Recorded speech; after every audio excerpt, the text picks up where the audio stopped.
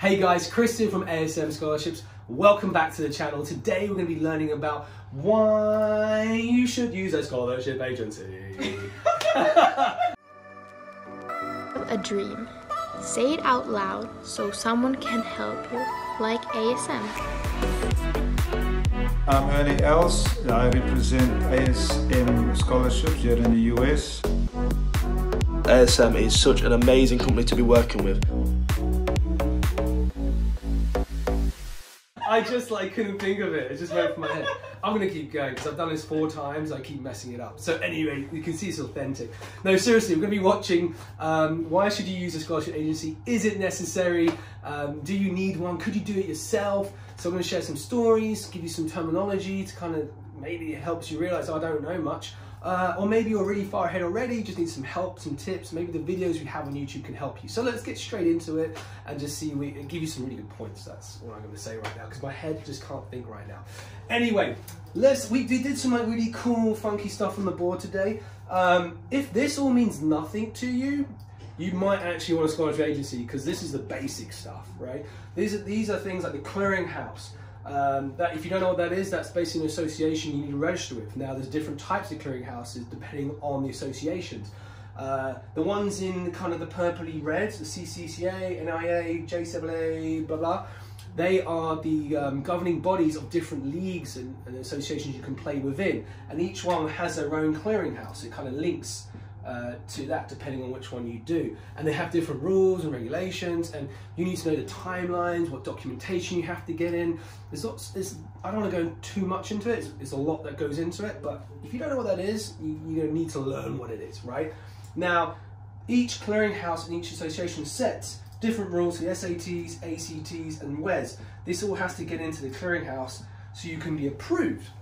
Once you're approved, then basically a coach can give you a scholarship. Without that, you can't actually get in. So you need to know how that all works. And if this is all kind of foreign, start learning, or just have someone like me and my team help you. Now, if that's all done correctly, that leads to the most important one, the NLI, which is a national letter of intent.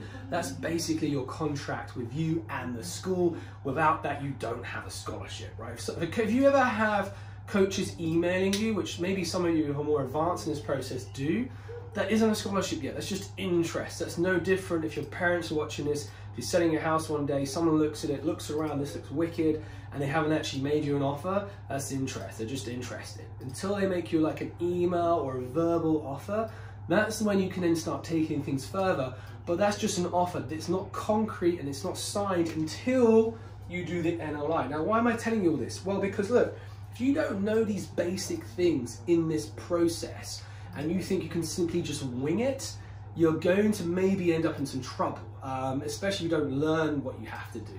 There's a lot of information on the internet. You can obviously Google these terms and learn more about them, and I really recommend you do if you're going to try to do this yourself. But that's just half the battle. You see, you can learn all of that stuff, all of this stuff, but it's irrelevant if a coach never is actually interested to recruit you. So let me just get this off.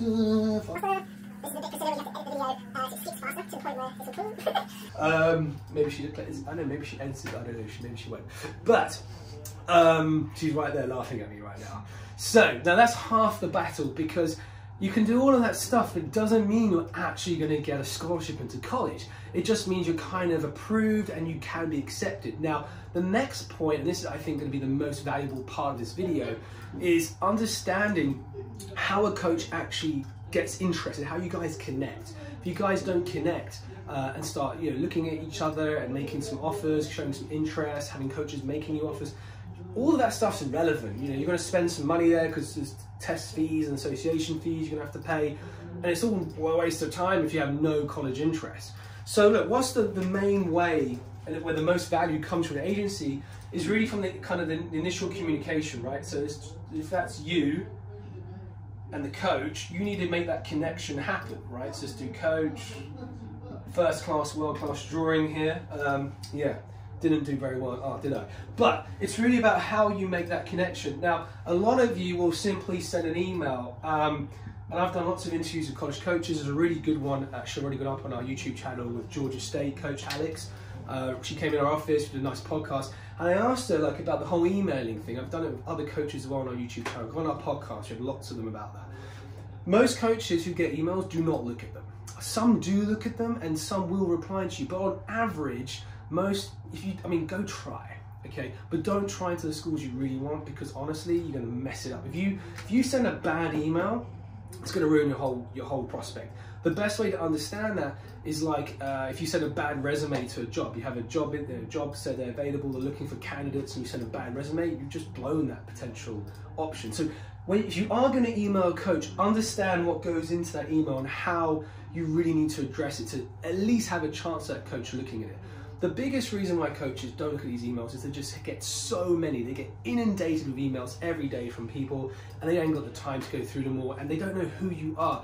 It's no different if you get emails from companies trying to sell you things, advertising, you just go delete, delete, delete, delete, right? Unless you subscribe to it, then you look at it. But unless it's your friend, your mom, or you subscribe to that service, you're not going to really look at an email. It goes in your junk, and it's the same thing going on with coaches in most of the times. Now, how you can get around that is by having a referral. So if you're not going to use an agency, but you did want to use an agency, you wouldn't probably use this guy, but if the drawing was better, maybe you would. So if you have someone who has a referral and they know this is the best way, if the coach knows this person, and most importantly, trusts this person, it ticks for a trust, that's what's going to get you through the door the fastest. Because if you have someone who's verified, coach trusts them, they like them, they build a relationship, the key thing is a relationship, reputation, they're going to take this person's words. If, for example, if I called Stanford right now, right, if I go to My Sport Golf, and I called Coach Conrad, and I said to Coach Conrad, dude, I've got an amazing player, he's from where I'm from, United Kingdom, he plays off 10, you need to check him out. What do you think he's going to do? He's going to say, Chris, what the heck are you talking about? He plays off 10? Conrad's looking at players who have waggers in the top 2,000. He's never going to look at that player. You see, that's why I'd never do that phone call. I'd never call Coach Conrad at Stanford and say, hey, check out this player who's a 10. I'm not going to waste his time. I'm only going to call him if I have a player that I believe is someone that could be a prospect for him. So he knows I'm not going to waste his time. That's why he'll take my phone call, he'll receive my email, and then he'll actually take whoever I'm representing seriously. That's the value for working with an agency. But there's a lot of agencies out there that are not as good as they kind of come across. You've got to look at the reviews, the success stories. You've got to look at who they are, who they've worked with, right? That, you've got to choose who you want. I'm not saying 100% work of us. We are probably more expensive than most agencies out there, but we come with a reputation level. All the guys on my team are normally former college coaches or former athletes. Now, I like having former athletes and coaches on our team. Why? Because they know what you're going through. The athletes who have been through this know where you were, they know what to do. And the former coaches, well, I think that's an easy one. They have the best reputation, right? They're already friends. So it's a win-win, but that comes at a cost. It's more expensive to have those professionals in the business, but the results then, they come from it. So if you're not gonna have someone represent you, and you don't have to have someone who, who's a former coach, if it's someone who's got a reputation, like maybe your golf coach, even a soccer coach or a track coach, maybe they know a few coaches and that's great, but the key thing is that they only know a few, right? They don't, that's a bad W. They don't know a lot. Maybe they know 5, 10. If they're the schools you want, fantastic. But I know from this game, you need to get a lot of interest and you segment that down to say your top 5. If you don't have lots of interest, it's harder to get the full ride scholarships because basically you don't have many options. Again, parents, back to the housing example. If you only have one person interested to buy a house, guess what? They can kind of pitch any price they want, and if you're desperate to sell, you'll sell it at the price they give you. But if you have 5 potential buyers and they're giving you, offers you're not so happy with, you can push that bidding process up to get the price you want. It's the same thing here with scholarships. If you've got 5 schools and they haven't given you a full ride yet, and you really need the full ride scholarship to make it happen, you can say, hey, look, whoever can give me the full ride scholarship, I'll commit there first. And you watch how fast they come in and start making you full ride offers if they really want you. So you can kind of create a bidding war for yourself. So that's all, but you have to know how to do it. You have to have the confidence to do it. A lot of 17-year-olds, 16-year-olds and parents who've never done this before don't want to ask the hard questions, and you can't just come out the gates and say straight away, hey, give me a scholarship. Like, that's not going to work. You've got to first build the relationship, understand the recruiting timelines, understand what coach wants to see, understand all that other stuff I had there before, all the associations, make sure that's all done. And coach wants a simple athlete to recruit. They don't want to have someone have to tell them everything, what you have to do. They don't want to do that. That's not their job. Their job's just to give you an offer, have you sign the paperwork, and you come. You need to figure out the rest. So if you don't want to do all of that, and you don't know how to negotiate your contract, you don't know how to do the signing periods, coach can look at you and say, oh, this kid's a nightmare, this kid's going to be hard to work with. This guy who I know already, I've worked with 5 times or 10 times, I know they're going to take care of all of that for me, I don't have to worry about it, I'll take that player. And you could be the better player, but you're more stressful, more difficult to work with. And then if you've got a professional he's working with who knows, I know they're going to take care of everything, the kid's pretty good, we can train him, we'll make him a better player. That's how we win most of the time. If you look at the scholarships we get to the big schools, that's how we're winning it. We got verified reputation people who know what they're doing, ex-coaches, ex-athletes, right? Been through this process. We've dealt with these coaches many, many, many times. You've only probably dealt with them once, if you even get through to them, right? So the trust there, that makes a massive difference. Now, the other big difference that, I'm gonna take this, actually I won't need to take it off now. The other big difference is the time zone. We're based here in America. If you're an American athlete, fantastic, you got that advantage, you're in America, so that's a big advantage, coaches can see you more frequently. But a lot of athletes that come to us are internationals and you're not in the States. So the communication, kind of getting in touch with coaches, the time zones makes it a bit more difficult. It's not impossible these days with technology, but it is a bit of an advantage when we're here. We could be calling the same time zones. You know, when you're in bed, we're still up working. It just makes the process much more simple. That's why I moved our whole operations from Europe to the States. It just made such a big difference. The other thing to consider when working with an agency, I've got to stress this, please make sure they're not breaking the NCAA rules. There's a lot of agencies out there, and I'm working with the NCAA on this one to basically take them out. They're doing this thing where you kind of pay, sometimes even free, they sign up for free or they make you pay a very small fee and they make you pay all the money at the end when you accept the scholarship. That sounds really, really good. Or sometimes they make you pay a percentage of the scholarship they get you. And that sounds great. And I wish I could do that, but I'm never going to do that. And here's the reason why. Because that is against the NCAA rules. And I will not put athletes in our program and jeopardize your future.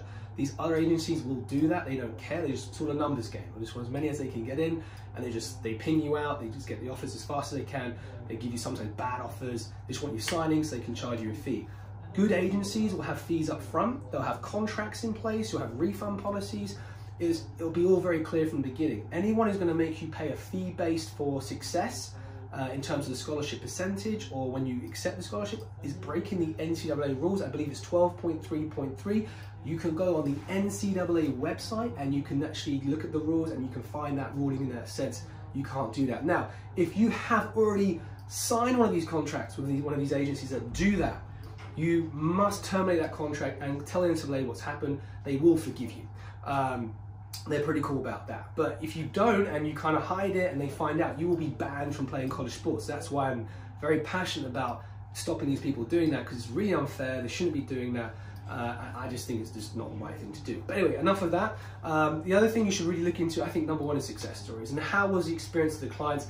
We're very transparent. We put everything on the internet. We put all our videos, reviews. We have all of our athletes' profiles. We write where they go to university. We like to be open and transparent. I think it's the best way to be, so you can see everything we've done. There's a lot of agencies that don't do that. They kind of say they helped a lot of athletes with placements and they don't really show where they are. To me, that's a bit of a, you know, if you've placed, and you should showcase that, right? It's your successes. I think it's what makes you different.